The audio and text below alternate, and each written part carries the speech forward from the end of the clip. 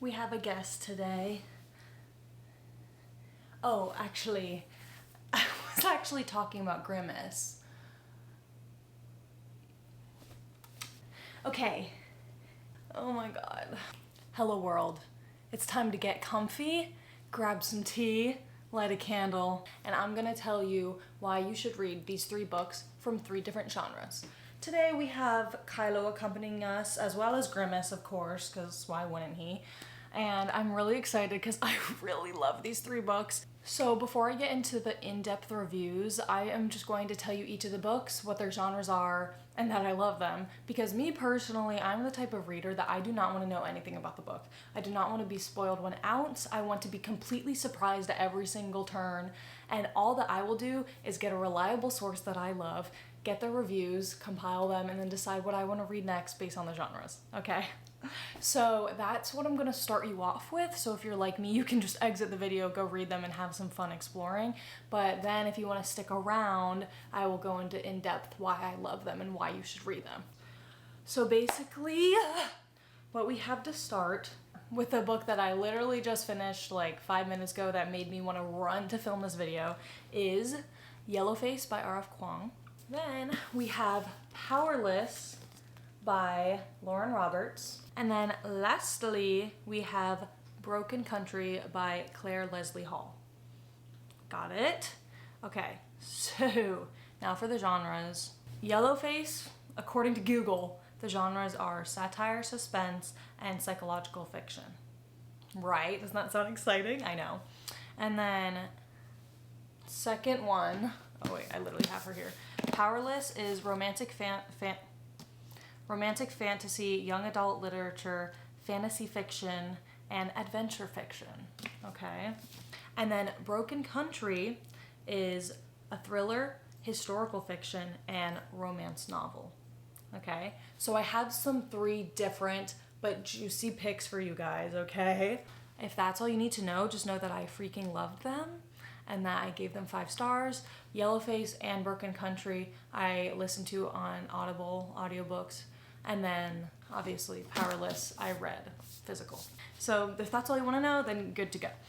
But now, let's get into Yellowface first, because I literally just finished this like 10 minutes ago. So like I said, I gave this book 5 stars. Absolutely loved it. I know there's some people that either loved it or hated it, but I'm telling you, it was so interesting. So not only do I love R.F. Kuang's writing, this is the first book I've read by her, I'm pretty sure, but her writing and ability to tell a story itself is so absorbing and satisfying. And then not only that, but the story was just very intriguing and unique and really kept me on my toes. This was the first time I have experienced an unreliable narrator, and I really freaking enjoyed it. And I think it was done in a perfect way where the whole time you're kind of like, I don't know, right? Okay, let me just give you a little snippet, little idea of this narrator and also the writing, because it's just so, if I could describe writing as pungent and a good connotation, that is what I would say. Let me just read you this little bit. What is it like to be you? To be so impossibly perfect? A bizarre urge to stick my fingers in her berry red painted mouth and rip her face apart, to neatly peel her skin off her body like an orange and zip it up over myself. Like, okay, you've got me, God. Anywho, so that, speaking of that line, that was the first time in the beginning of the book I was like, something seems a little off with this narrator, right? Anywho, so this book overall is about a struggling author who is somewhat friends with a really popular author. This isn't a spoiler because it happens literally right in the beginning of the book and probably in the description of the book, but the really popular author has like this freak choking accident and dies in front of the narrator, the less popular author. After that happens, the narrator steals the popular author's manuscript of this book that no one knew about, and she just takes it, you know, starts messing with it, starts writing with it, and suddenly she's like, wow, I'm a f***ing genius, I'm a literary mastermind, this is my book, because her friend would have wanted me to do this. And so this is the start of the narrator's kind of downward spiral into this characterization of who she probably previously was not, but now is becoming. And that characterization is just someone with guilt and anxiety, but also an ego.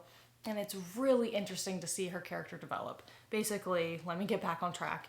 Since this was my first time reading a book with an unreliable narrator, it was really intriguing because me as a reader, I usually go into a book immediately trusting the narrator because you're like, oh, I see myself within this. I'm reading it within my head, whether it's first person or whatever, and you're kind of trusting the narrator right away. But this one, it's cool because you're reading it and you're slowly like, oh, I don't know about that. I don't know about these thoughts that you're having. And it's cool because like the narrator kind of breaks the fourth wall within points. Oh, see ya.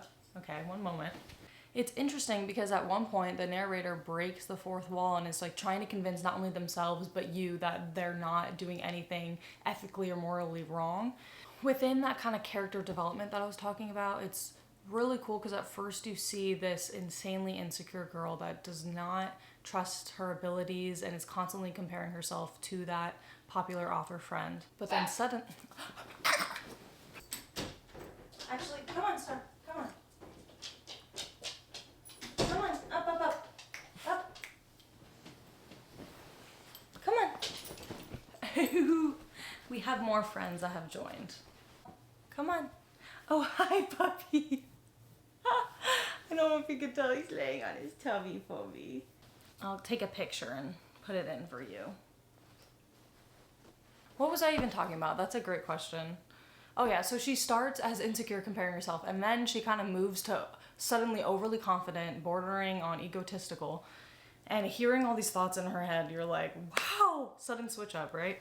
And then throughout the book, as a reader, you notice that like the author does a really great job of kind of toying with the reader's emotions and loyalties. On one hand, you know that the narrator is not doing morally okay things, but then on the other hand, you can't help but almost root for them and hope that things turn out okay in their way because she keeps dodging getting caught, etc. And then besides the kind of almost thrilling, I would say thrilling aspects of this book, there's also a conversation within culture wars and kind of that question of who should or shouldn't be writing things or telling certain stories. And there's a lot of commentary about race and how certain qualities of a person determine how they fare within the industry of publication. So yeah, it really makes you think and it opens this conversation and you kind of see multiple sides to the story. You know, I just realized my lips have been chapped this whole time and I really hope you guys don't mind because I really don't want to get up and get Aquaphor right now. So I hope that's okay with you. Thanks. So yeah, I thought this book was super, super interesting because you follow morals and ethics. You follow this idea of creating stories, writer's block, publication, that side of things. And then you also have kind of politicized race and culture wars.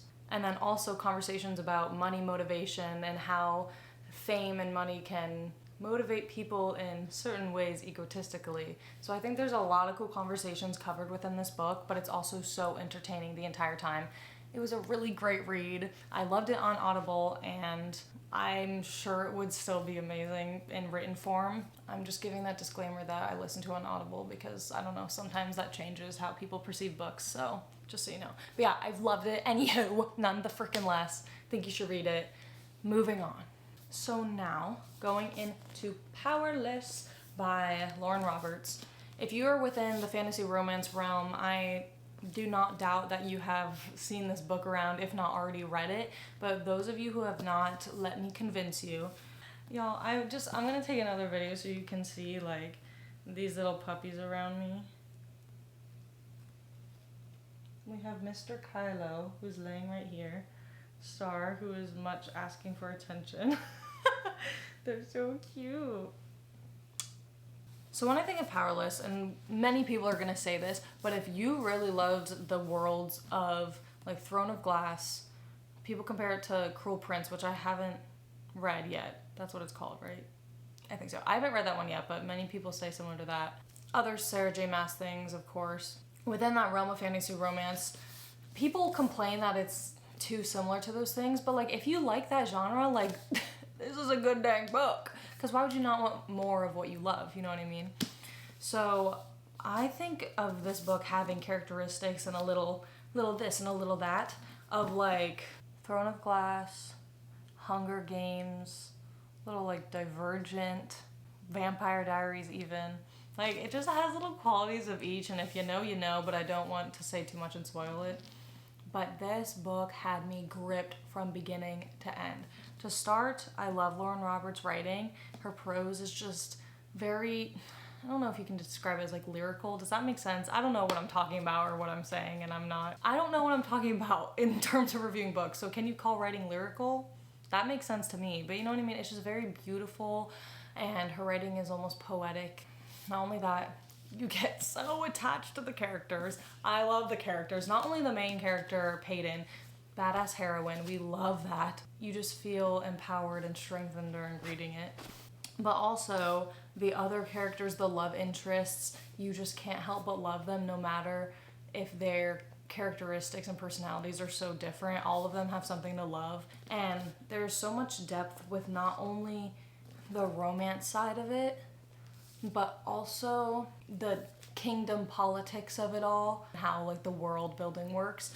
It's super interesting. There's a lot of action, but it's tasteful. And this book is also interesting being inside the heads of the characters, because it goes between just two characters. You have Kai and Peyton, and hearing their thought processes between not only the romance, but also what their goals are within the book and their character development, I think was intriguing, but also relatable. So a little description of this book. So Peyton, she lives within the slums within the kingdom of Isla. So there is the rich side of Isla and then the slums, like I said, where Peyton lives. Describing books is hard. So Peyton, she lives within the slums within the kingdom of Isla. Isla has the slums, like I said, and also the rich kingdom with the king and queen and the princes.